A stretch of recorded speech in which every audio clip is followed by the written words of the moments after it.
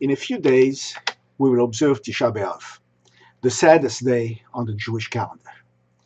A long list of catastrophes befell the Jews on that day on the calendar, the 9th of Av.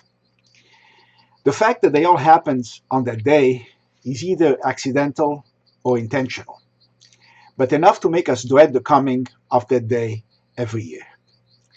Let us briefly review some of these tragedies, then ask the big question: why? Why did these things happen to us? Why do bad things happen to people who do not appear to deserve them? This line of inquiry carries a fancy name. It's called theodicy, which literally means God's justice. The Mishnah, or oral law, recalls 5 tragedies that occurred on Tish'a B'Av in ancient days. First, the spies Moses sent to scout the Promised Land brought back a largely negative report, which demoralized the Israelites. Then, both temples were destroyed, the first by the Babylonians in 586 BCE, and the second by the Romans in 70 CE. Then, in 135 CE, Bar Kokhba's revolt against Rome failed when he was killed and the city of Betar was destroyed.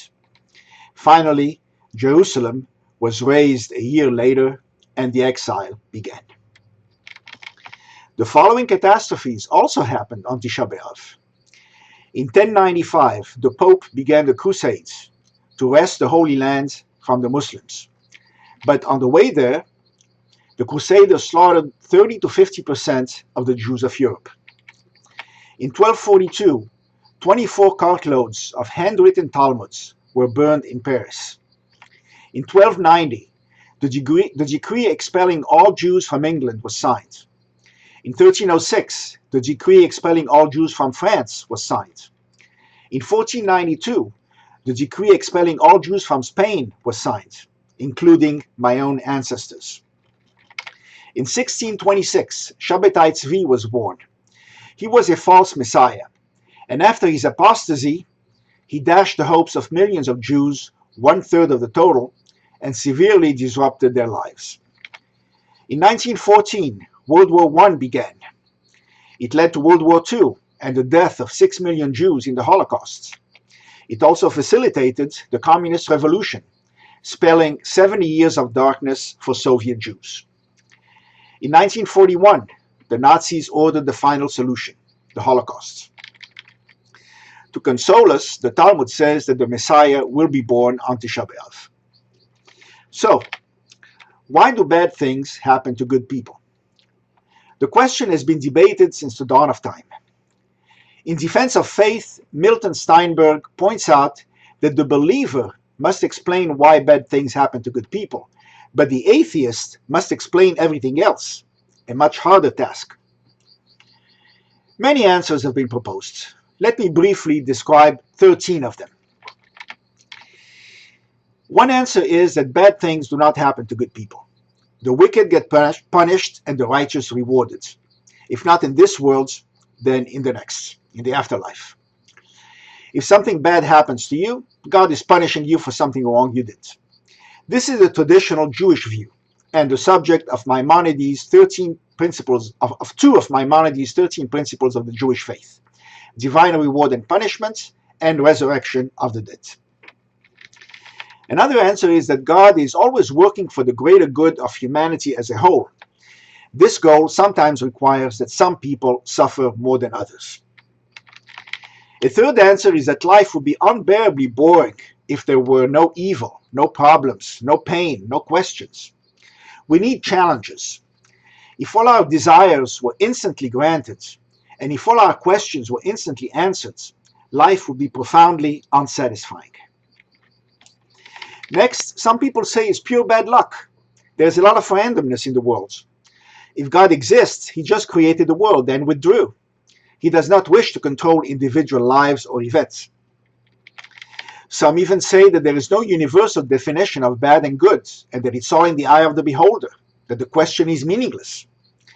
Also, sometimes seemingly bad things are blessings in disguise, although we may not appreciate this right away. Others recall the biblical story of Job. It started with Satan telling God that Job would no longer be faithful to God if bad things started happening to him. God accepts the challenge and tells Satan to go ahead and test this theory. So, God is simply doing experiments with us out of curiosity. Some deny that God is all-powerful, arguing that nothing is. God is doing the best he can, but there is only so much he can do to keep bad things away. Others plead ignorance. We don't know the answer, because nobody can understand God's reasons and means.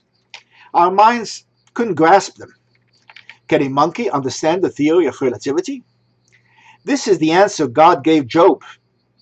But nevertheless, we trust that God loves us and protects us. Some see value in tragedies, saying that they teach us lessons. You always become a better person as a result of bad experiences. But that won't help you if you die in the process, unless you believe in reincarnation. In a variation of limited gods, some say God can't be everywhere at the same time, even if he is all-powerful when dealing with a specific problem. While he's helping some people over here, others get hurt over there. Others point out that free will means the freedom to risk, to make wrong choices. If God were to guide us each step of the way, we would be robots. Neither we nor God would find it satisfying. That answer is also endorsed by Jewish tradition. Outside Judaism, some say that we're all still paying for Adam and Eve's original sin and the sins of all our fellow human beings. They assert that God will punish an innocent person for the mistakes of others because he considered all humanity as a single unit. Finally, there is the bold assertion that there is no reality, that it's all in the state of mind. Tell yourself that all is well, and you will see all well, no matter what happens.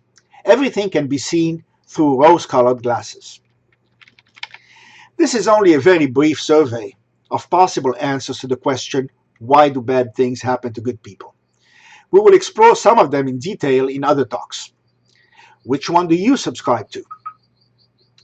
Let me conclude with a traditional wish. May this be the last Tish'a B'Av we spend in mourning. Have a meaningful fast.